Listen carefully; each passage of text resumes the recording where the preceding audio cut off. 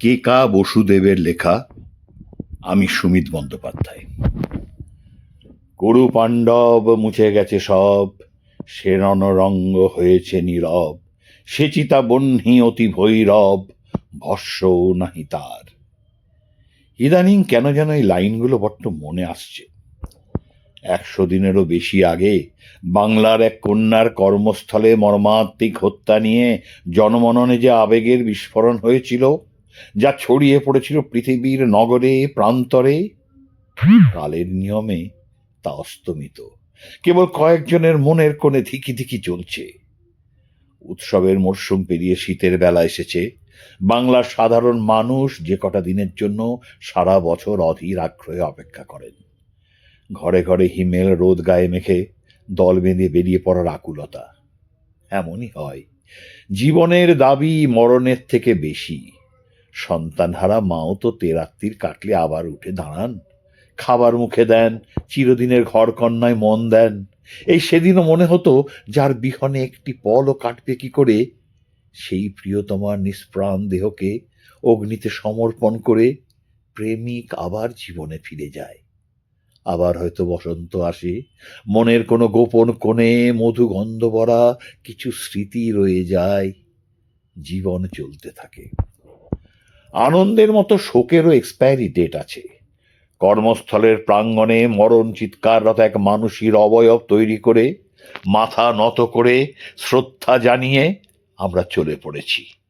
সেদিনের আন্দোলনে ছকছকে মুখগুলো, কাশ্মীর থেকে কন্যাকুমারী, মধ্যরাতে আলোর মশালাতে প্রতিবাদে জ্বলছে ওটা আট পড়ে মুখগুলো, সবাই আবার যে যার কক্ষে ফিরে গেছে।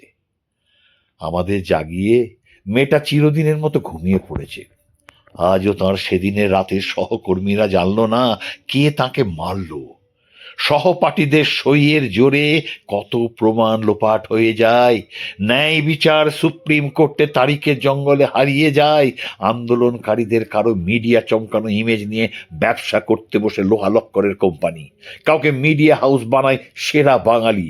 কিছুদিনের মধ্যেই হয়তো কোনো ওআরএস কোম্পানি বিজ্ঞাপন দেবে, আমাদের প্রোডাক্টের জন্য অনশনকারীরা সতেজ ছিল।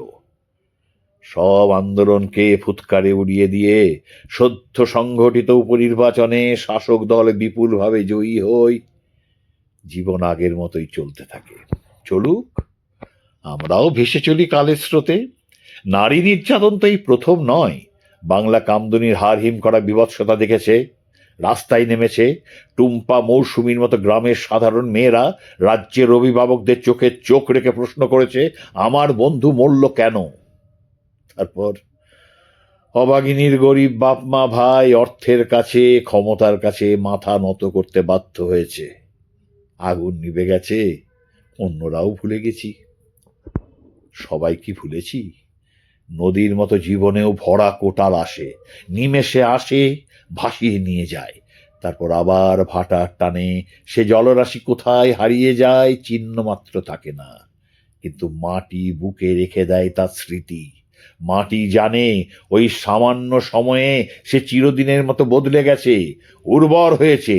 ভাঙা ঘরের দাওয়ায় বসে সামান্য তেলে শেষ বাজার থেকে কুড়িয়ে আনা আনাজপাতি দিয়ে রান্না বসিয়ে 5 বাড়ি কাজ করে দিন গুজরান করা মালতী ফুটো চালের দিকে তাকায়।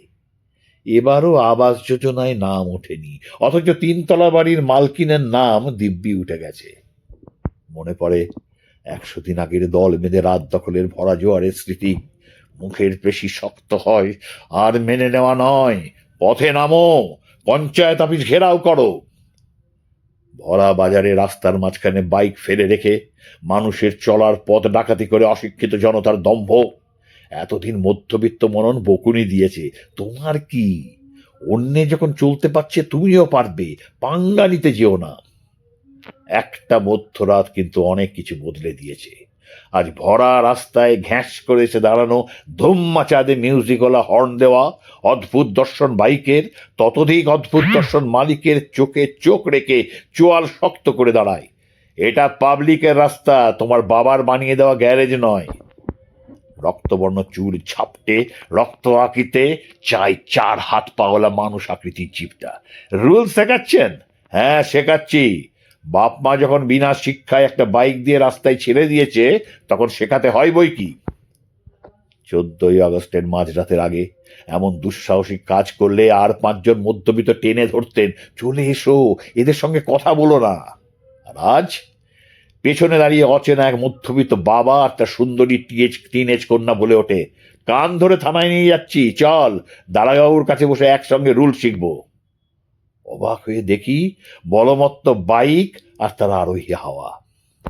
সব ভুলি, কিন্তু দুটো মানুষকে যেন আমরা না ভুলি, যাদের ইস্পাত কঠিন শিরদাঁড়া অনেক বাঙালিকে নিজের শিরদাঁড়ার খোঁজ দিয়েছে। পানিহাটির আধার ঘরের এক প্রৌঢ় সেলাই মেশিন চালানো দম্পতি, রাষ্ট্রশক্তির প্রবল চাপের সামনে যাদের অনমনীয় দৃঢ়তা সারা পৃথিবীকে ন্যায় বিচারে দাবি তুলতে বাধ্য করেছিল।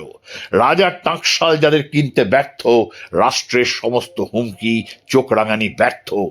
একটাই আবেদন, এদের ভুলবেন না। চারদিক থেকে আঁধার যখন ঘিরে ধরবে, মনে হবে আর কোনোদিন আলো আসবে না, ক্ষমতাশালীর চাপের সামনে যখন মাথাটা নুইয়ে আসবে, মৃতা মেয়েটির অদম্য বাবা মায়ের কথা মনে রাখবেন। চিতাভস্য মাখিয়া সন্ন্যাসী বেশে অঙ্গ ঢাকিয়া বসিয়া একাকিনী শোকার্ত হিয়া শূন্য শ্মশান মাঝে।